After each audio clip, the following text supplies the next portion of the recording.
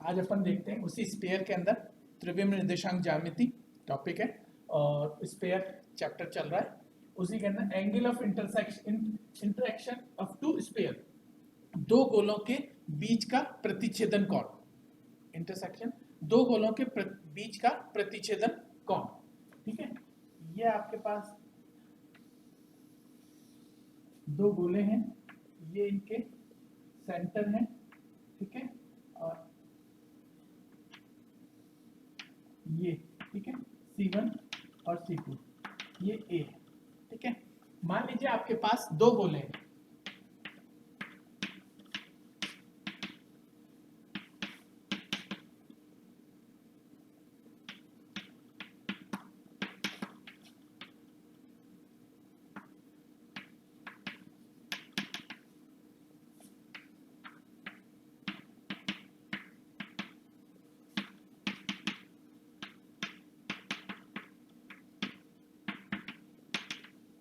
आपके पास दो गोले हैं, दो गोलों के बीच के अंदर प्रतिच्छेदन कोण, उसकी डेफिनेशन क्या है?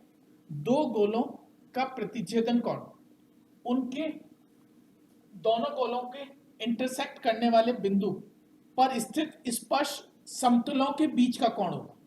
यानी यहाँ एक स्पर्श समतल है, यहाँ एक स्पर्श समतल है, उन दोनों है ना, ये एक स्पर्श समतल है और ये एक स्पर्श समतल है, इन दोनों के बीच का जो कोण है, इन दोनों इस गोले का स्पर्श समतल ये, इस गोले का स्पर्श समतल ये, इन दोनों के बीच का कोण जो है ना, ये इन दोनों गोलों के बीच का प्रतिच्छेदन कोण कहलाएगा। जब दो गोले ये इसको ये इसका स्पर्श समतल है, ये भी इसका स्पर्श समतल है। अपन जानते हैं कि दो गोलों के स्पर्श समतल के बीच का कोण का मतलब उनके अभिलंबों के बीच का कोण। इस स्पर्श समतल का अभिलंब क्या होगा ये, और इस स्पर्श समतल का अभिलंब क्या होगा ये। दोनों गोलों के स्पर्श समतलों का जो अभिलंब होगा वो उन दोनों गोलों के त्रिज्याओं के बराबर होगा या त्रिज्या ही होगी, है ना। ये जो त्रिज्या है ये इस स्पर्श समतल के अभिलंब है, ये जो त्रिज्या है गोले की वो इसके स्पर्श समतल के अभिलंब है। इसका मतलब हो गया कि दो गोलों के बीच के जो दो गोलों के स्पर्श समतलों के बीच का कोण का मतलब दोनों गोलों की त्रिज्याएं जिस बिंदु पर प्रतिच्छेद करती है उस बिंदु के बीच का कोण, उस त्रिज्याओं के बीच का कोण क्या कहलाएगा? दो गोलों का प्रतिच्छेदन कोण। ठीक है, तो समझ में आ गया। ये गोल जो होगा ये दोनों त्रिज्याओं के बीच के अंदर, ठीक है ना, क्योंकि ये त्रिज्या जो है ना इसके अभिलंब के बराबर है। ये त्रिज्या, ये जो स्पर्श समतल है इसका अभिलंब और त्रिज्या जो है एक ही है। ठीक है ना, तो उन दोनों त्रिज्याओं के बीच का कोण जो होगा वो दो गोलों के बीच का कोण हो जाएगा।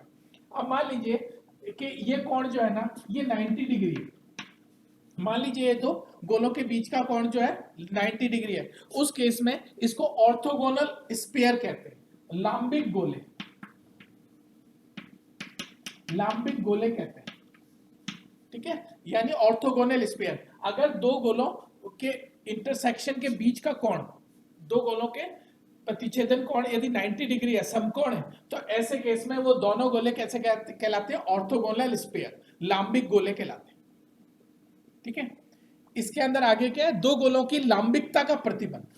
दो गोले एक दूसरे को 90 डिग्री पर काटते हैं, दो गोलों की लांबिकता का प्रतिबंध। दो गोले एक दूसरे को 90 डिग्री पर काटते हैं तो क्या कंडीशन आएंगी? ठीक है ना, दो गोलों के लांबिकता का प्रतिबंध, क्या प्रतिबंध होगा? दो गोले एक दूसरे को 90 डिग्री पर काटते हैं तब। जैसे ये दो आपके पास गोलों की इक्वेशन दे रखी है, इस गोले के केंद्र क्या है? -u1 -v1 -w1, और इसकी त्रिज्या कितनी है? u1 square v1 square w1 square minus d1। ऐसे ही इस दूसरे वाले गोले के केंद्र के कोऑर्डिनेट क्या है? -u2 -v2 -w2। ठीक है, और इसके वो त्रिज्या क्या होगी? u2 square v2 square w2 square minus d2। ठीक है ना, ये केंद्र हो गया एक गोले के त्रिज्या, दूसरे गोले का केंद्र और उसकी त्रिज्या। ठीक है, अगर ये एक दूसरे को 90 डिग्री पे काटते हैं, ये पॉइंट ए, ये C1 और C2 है, तो उस केस में इस समकोण त्रिभुज में क्या होगा? C1 C2 स्क्वायर है ना equal to C1 A square plus C2 A square. ठीक है, ये जो है ना समकोण त्रिभुज, इस समकोण त्रिभुज में अब इनके मान रखते हैं C1 और C2। C1 और C2 का मतलब इन दोनों बिंदुओं के बीच की दूरी, C1 और C2 का मतलब इन दोनों के बिंदुओं के बीच की दूरी का स्क्वायर, यानी U1 minus U2 plus V1 minus V2 का square plus W1 minus W2 का square equal to C1A square, यानी ये रेडियस और ये रेडियस, दोनों रेडियस है ना, तो ये आ गया आपके रेडियस का स्क्वायर का मतलब U1 square plus V1 square plus W1 square minus D1 और plus U2 square plus V2 square plus W2 square minus D2। इसको अगर अपन सॉल्व करें, है ना, इसको सॉल्व करें तो ये क्या आएगा अपने पास 2U1 U2 2V1 V2 plus 2W1 W2 equal to D1 minus D2। ठीक है, यही आएगा ना अपना equal to W1 plus W2, है ना, 2U1 U2 plus 2W1 V1 V2 plus 2, ये जो है ना ये क्या आ गया, ये कंडीशन आ गई, ये कंडीशन आ गई दो गोलों को एक दूसरे के अंदर 90 डिग्री पर काटने पर लांबिकता का प्रतिबंध। दो गोले एक दूसरे को 90 डिग्री पर काटते हैं तो उसकी कंडीशन क्या होगी, वो कंडीशन ये होगी। ठीक है, और देखिए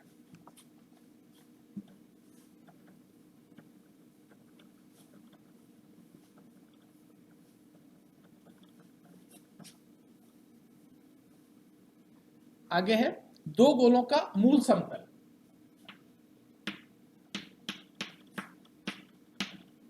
मूल समतल रेडिकल प्लेन, दो गोलों का मूल समतल, इसकी डेफिनेशन क्या है, मूल समतल की पहले तो डेफिनेशन, एक ऐसे बिंदु का बिंदुपथ, एक ऐसे बिंदु का बिंदुपथ है ना जिसकी क्षमता दोनों गोलों के सापेक्ष बराबर हो, एक ऐसे बिंदु का बिंदुपथ जिसकी क्षमता दोनों गोलों के सापेक्ष बराबर हो, वो उस बिंदु का मूल समतल कहलाता है। किसी बिंदु का बिंदुपथ, ठीक है, जिसकी दोनों गोलों से जो क्षमता है ना, वो समान, ठीक है ना, दो गोलों से समान है, तो वो उसका क्या कहलाता है, मूल समतल। देखिए कैसे, मान लीजिए आपके पास ये दो गोले,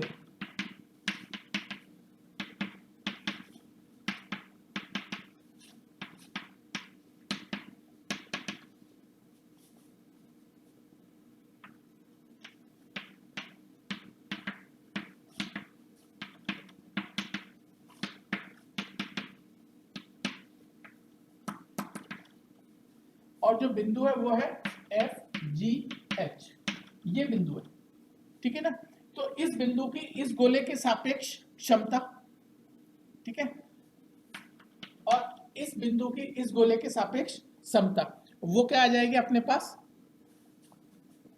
F square G square H square 2U1 F 2V1 G 2W1 H plus D1 equal to 0।